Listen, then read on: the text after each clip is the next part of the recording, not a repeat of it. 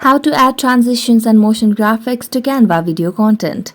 Hello everyone, welcome to this channel. I'm here to help you out today. So without any delay, let's get started. So first of all, launch a Canva application on a device and make sure that you're logged into your account, and also make sure that you have selected a project over here on Canva. Now, make sure you have stable Wi-Fi connection on your device, and if you do not have a stable Wi-Fi connection, you can switch to a cellular data as well. So as you launch the Canva application, as you can see, I've already selected a project. Now if you want to add any sort of transitions, what you can simply do is select the video or just split the video over here wherever you'd want to add transitions, and between both the videos you'll be able to see the lines over here. So let's tap on this plus icon over here, and as we tap on the plus icon you can simply see the option of transition. Select on it, and as you tap on the plus icon you can see different options over here in terms of transitions. So let's select whichever would be more convenient for you, and after that you can simply play the video over here and the transition will be added over here. So there you go.